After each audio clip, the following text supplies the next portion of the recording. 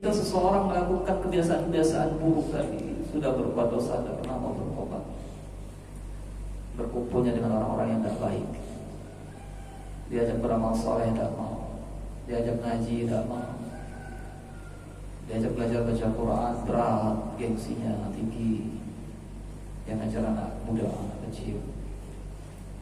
Padahal kita perlu dengan Quran, padahal kita perlu dengan hidayah Allah Subhanahu wa ta'ala. Dan itu menjadi kebiasaan dia, selalu menolak kebenaran, menolak ajakan orang lain, bawaannya emosi dan lain sebagainya. Maka kata Ibnu Katsir, mata'ani, dia akan mati dalam keadaan.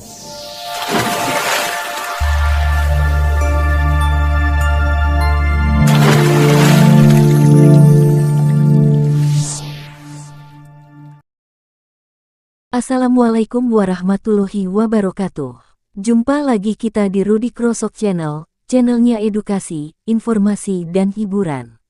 Selamat pagi. Pada kajian Sabtu Subuh Masjid Nurul Amal Gunung Terang kali ini kita akan melanjutkan bahasan tentang 4 bulan haram yang terdapat dalam Al-Quran bersama Ustadz Saif Umar S.Sos, MPD.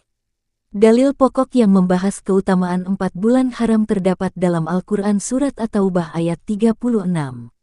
Ayat tersebut menggarisbawahi pentingnya bulan-bulan Zulqa'dah, Zulhijjah, Muharram, dan Rajab, dengan memberikan penekanan pada larangan terhadap perbuatan dosa, terutama maksiat. Dalam Surat At-Taubah ayat 36, Allah menegaskan larangan untuk tidak menzalimi diri sendiri, bukan sekadar sebagai larangan umum, tetapi sebagai larangan yang lebih tegas, terutama terkait dengan perbuatan dosa. Keempat bulan tersebut memiliki keutamaan yang sama-sama signifikan, meskipun Rajab terpisah dari 3 bulan lainnya. Kajian subuh di Masjid Nurul Amal Swadaya 7 Gunung Terang Bandar Lampung ini, terbuka untuk umum, muslim dan muslimah. Marilah kita simak kajian dari Ustadz kita. Namun sebelumnya bagi sobat-sobat yang belum subscribe channel ini tolong segera di-subscribe, share dan bunyikan loncengnya. Karena membantu sesama juga merupakan ibadah. Terima kasih. Bismillahirrahmanirrahim. Assalamualaikum warahmatullahi wabarakatuh. Alhamdulillahi wa kafa wa salatu wassalamu ala nabiyil mustafa Nabiina Muhammadin sallallahu alaihi wasallam wa ala alihi wa ashabihi ahli sidqi wal wafa ma ba'd.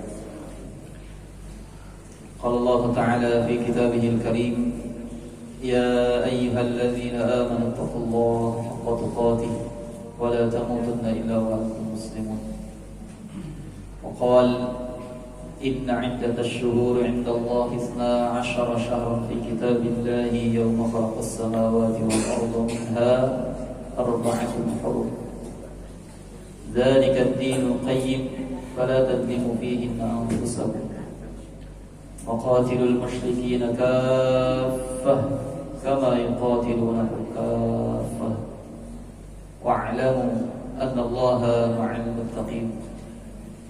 وقال النبي صلى الله عليه وسلم اتق الله حيثما كنت وأتبع السيئة الحسنة تمحوها وخالق الناس بخلق حسن. Di Quran surat At-Taubah, Quran surat At-Taubah ayat 36 itu secara khusus menyampaikan tentang bulan haram. Kata Allah, Bismillahirrahmanirrahim, Inna iddatash shuhur indallahi 12 syahran fi kitabillahi yawma khalaqas samawati wal arda minha 4 hurum. Sesungguhnya dalam perhitungan Allah itu ada 12 bulan dalam setahun. Pada bulan-bulan itu pula, selama itu pula Allah ciptakan langit dan bumi. Di antara 12 bulan itu kata Allah, minha 4 hurum. Di 12 bulan itu ada 4 bulan yang Allah sebut sebagai bulan haram. Haram bahasa Arabnya itu mulia, Pak. Makanya kalau orang Arab itu manggil istri itu harim. Harim ya. Orang Arab nyebut istri itu harim. Harim itu artinya orang yang dimuliakan. Maka istri itu harusnya dimuliakan. Tidak boleh capek, tidak boleh ini. Kalau kelihatan capek, tambah lagi biar gak capek di rumah. Jangan. Jadi dimuliakan betul. Keperluannya dipenuhi. Dan kata Nabi SAW, sebaik-baik laki-laki adalah yang paling baik terhadap istrinya. Ya Pak ya. Sebaik-baik laki-laki adalah yang paling baik dengan istrinya. Makanya tambahi uang belanjanya.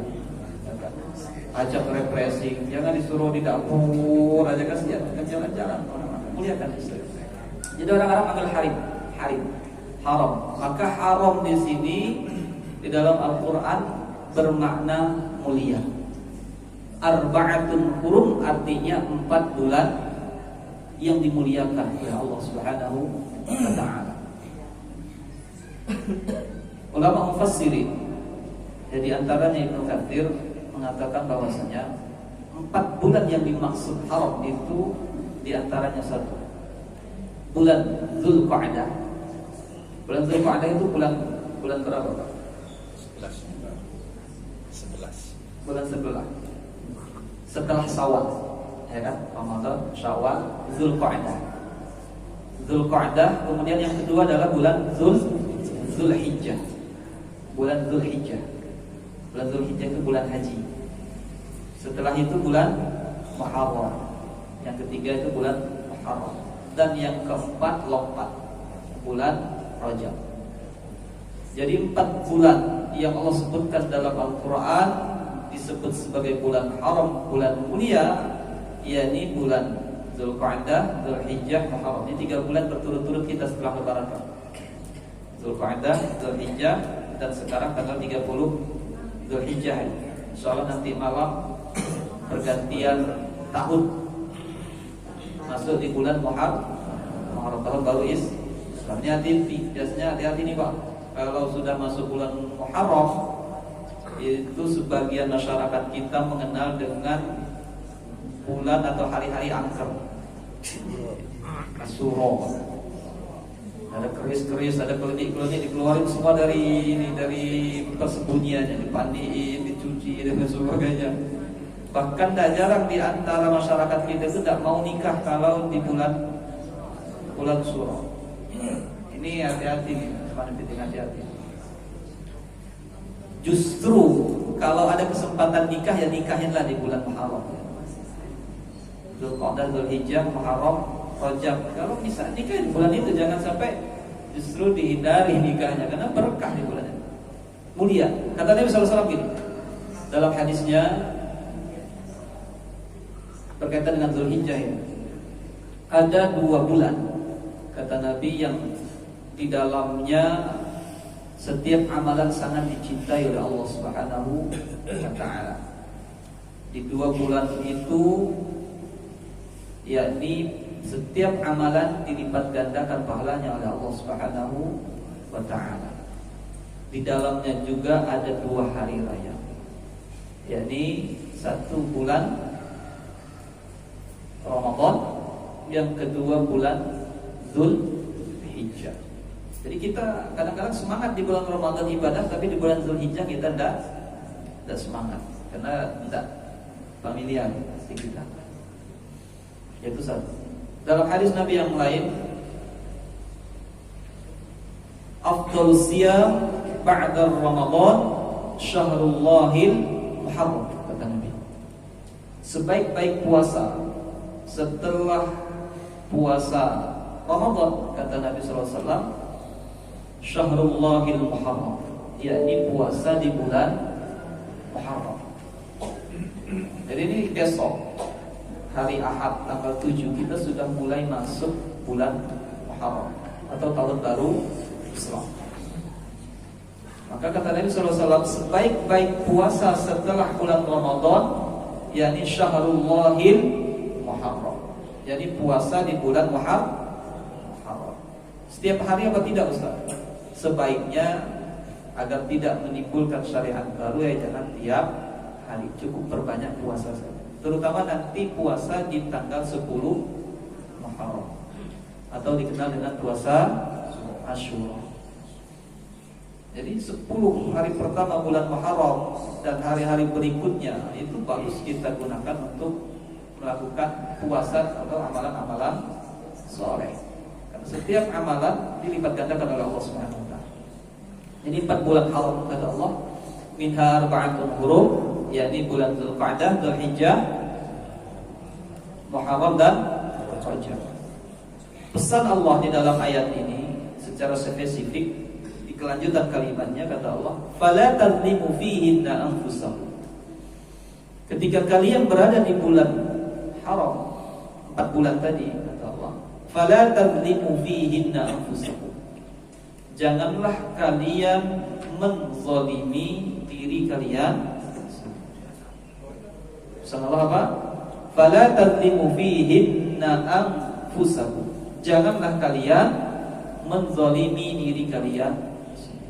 Artinya jangan berbuat zalim. Berbuat zalim bukan hanya sekedar merugikan orang lain, tetapi pesan Allah, jangan berbuat zalim kepada diri kita sendiri. Kok bisa Ustaz zalim pada diri kita sendiri? Bukannya kita sayang kepada diri kita? Iya, secara fisik kita sayang kepada diri kita, tapi banyak di antara kita sebetulnya tidak sayang kepada diri kita secara perbuatan.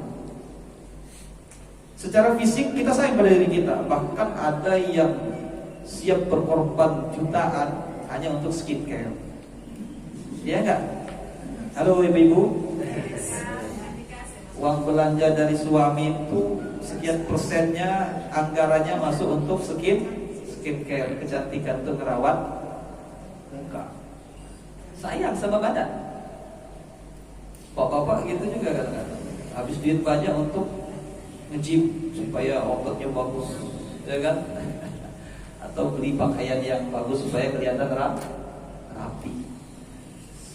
Kita sayang kepada badan kita, diri kita secara fisik, tapi banyak di antara kita yang tidak sadar ternyata kita zalim kepada diri kita secara perbuatan. Apa Ustaz maksudnya? Ini cukup dikatakan zalim terhadap diri kita sendiri ketika kita punya peluang untuk melakukan kebaikan tetapi tidak kita lakukan. Contoh, di dalam hadis Nabi ini berkaitan dengan Quran, karena ini yang paling mudah bagi kami untuk dipahami dan bisa kita amalkan. Kata Nabi, "Innallaha yarfa'u bihadzal kitab aqwaman wa yadh'u bihi akharin." Sesungguhnya Allah Subhanahu wa taala akan tinggikan derajat suatu kaum karena mereka peduli terhadap kitab suci Al-Qur'an. Wa yadh'u bihi akharin, dan mereka akan Allah hinakan karena mereka tidak peduli terhadap kitab suci Al-Quran. Sekarang pertanyaannya, apakah kita sejauh ini sudah peduli terhadap kitab suci Al-Quran? Apakah sampai usia kita hari ini sudah betul atau belum baca Al-Quran kita? Sudah gemar atau belum membaca Al-Quran? Sudah gemar atau belum mentadabburi Al-Quran? Sudah gemar atau belum untuk mengamalkan Al-Quran? Padahal kata Imam As-Suyuti, kemuliaan seseorang itu berbanding lurus dengan interaksinya bersama Al-Quran. Artinya kalau interaksi kita kepada Quran itu kurang, maka kita tidak mulia. Kalau kita tidak peduli kepada Al-Quran berdasarkan hadis Nabi, Allah akan hinakan karena kita tidak mau peduli. Maka, teman-teman sekalian, cukup kita dikatakan zalim terhadap diri kita ketika kita mempunyai kesempatan, punya peluang untuk mencapai derajat mulia di hadapan Allah, di antaranya lewat Quran tadi, tapi tidak mau kita ambil sehingga membiarkan diri kita berada dalam kehinaan, berada dalam keadaan merugi. Hari ini teman-teman semua, 66,7% ini sering kami ulang, 66,7% umat Islam Indonesia itu tidak bisa baca Quran, Pak. Sering kami sampaikan kepada teman-teman semua, 66,7% masyarakat Muslim Indonesia itu tidak bisa baca Quran. Padahal Nabi sudah bersabda tadi, Allah akan angkat derajat orang yang peduli kepada Quran, Allah akan hinakan kaum yang lain tidak mau peduli terhadap kitab suci Al-Quran. Dari prosentasi tadi 66,7% tidak bisa baca Quran, tidak peduli terhadap kitab suci Al-Quran. Padahal sepakat bahwa Al-Quran sebagai pedoman hidup. Sepakat bahwa Al-Quran akan mampu memberikan syafaat di ashabi nanti kelak di yaumil kiamat. Sepakat bahwa Al-Quran sebagai petunjuk pembimbing hidup kehidupan manusia. Tapi mengapa 66,7% umat Islam tidak bisa baca Quran? Di sisi lain, semangat bilang kita akan mencapai kemajuan, kemuliaan, kejayaan. Kita akan mengembalikan kejayaan Islam sebagaimana dahulu pernah mencapai kejayaannya. Bagaimana mungkin kita bisa jaya? Bagaimana mungkin kita bisa bangkit sementara syarat-syarat kebangkitan itu kita tinggalkan? Betul, Ustaz, 66,7% tidak bisa baca Quran. Gimana ngecek? Ayo kita cek sama-sama. Masjid Nurul Amal ini jamaah penduduk masyarakat sekitar masjidnya ada berapa orang? Kurang lebih 500 lah ya. 200, misalnya 200 orang yang tinggal di lingkungan masjid, masyarakat muslim ya, 200. Dari 200 masyarakat muslim yang ada di sekitar Masjid Nurul Amal, berapa orang yang rajin masjid? 100 ya? Lebih 100 ya? Sampai dari 200 orang yang tinggal sekitar masjid, 100 orang rutin 5 waktu ke masjid itu udah hebat betul itu ya. Taruhlah 100 lah, taruhlah 100 itu bagus, kita bulatin aja 100. Kita cek dari 100 itu berapa orang yang bisa ngaji, Pak? Ya, antum terlalu pesimis itu. Kita cek, mohon maaf, dari 100 orang yang rajin ke masjid itu kita cek berapa orang yang bisa baca Quran. Kita nggak berbicara yang nggak datang ke masjid, kita nggak datang ke masjid, sholat aja dia nggak peduli, apalagi dengan Quran. Jadi teman-teman sekalian, dari 200 masyarakat, 100 orang yang rajin ke masjid, taruhlah 50 orang yang bisa baca Quran. Itu berapa persen? 25. Itulah keadaan kita. Jadi di masyarakat loh, di Masjid Nurul Amal loh, yang setiap malam malam Kamis sama malam Jumat kita. Malam Kamis itu ada tahsin loh. Yang ngaji cuma 12 orang dari 200 masyarakat. Ahli surga, masyaallah ahli surga. Enggak, teman-teman sekalian yang maksud saya gini. Memang keadaannya seperti itu. Mustahil kita bisa bangkit sementara syarat-syarat kebangkitan nggak bisa kita raih. Mustahil kita mulia sementara syarat-syarat kemuliaan nggak kita ambil. Kita tahu nih potensi kita ABCD. Kita tahu nih kelemahan kita ABCD. Di antaranya Quran. Kita udah tahu nih kelemahan kita, tapi ngapa nggak mau memperbaiki kelemahan kita? Mau sampai kapan? Mau sampai kapan, Pak? Allah sudah kasih kita rumah. Allah sudah kasih kita kendaraan. Allah sudah kasih kita keturunan yang banyak, yang baik, pekerjaan yang enak, kerjanya di ruang AC. Tapi masih tidak bisa baca Quran. Mau ngapain? Nanti ketika ditanya kita bingung. Oleh karenanya khonefidin, minha arba'atul hurum, 4 bulan Rajab, 4 bulan haram tadi, kita sedang berada di tengah-tengahnya. Kita maksimalkan dengan semangat melakukan kebaikan. Kenali diri kita, potensi apa yang bisa kita kembangkan, kejelekan apa yang bisa kita redam. Ayo kita mulai dari hari ini. Besok sudah masuk tahun Hijriah, tahun baru Islam. Kata Allah, wa may yuhajir fi sabilillah yajid fil ardi muragaman katsiran wa sa'a. Barang siapa yang mau berhijrah di jalan Allah, kata Allah, yajid fil ardi muragaman katsiran wa sa'a, maka Allah akan luaskan rezeki untuk dia. Yang tadinya belum bisa ngaji, yuk kita hijrah menuju bisa ngaji. Yang tadinya malas, yuk kita menuju semangat. Yang tadinya sholat gak khusyuk, yuk kita belajar sholat khusyuk. Yang tadi silaturahimnya putus, yuk kita hijrah menuju erat Yang tadinya gampang marah, gampang ngambek, muka masuk, nggak mau senyum, berubah menuju gampang senyum. Yang tadinya pelit menuju royal, tetapi dalam kebaikan. Dan macam-macam lah. Insyaallah dengan semangat itu mudah-mudahan menjadi kebiasaan kita dan kita Allah wafatkan kita dalam keadaan baik. Jelas sampai sini insyaallah ya. Cukup? Alhamdulillah pada pertemuan pagi hari ini walaupun belum tuntas, mudah-mudahan sedikit bisa kita ambil manfaatnya ya, bisa kita amalkan sama-sama. Mari kita tutup dengan alhamdulillah, alhamdulillahirabbil alamin. Subhanallahumma bihamdika asyhadu an la ilaha illa anta astaghfiruka wa atubu ilaik. Wassalamualaikum warahmatullahi wabarakatuh.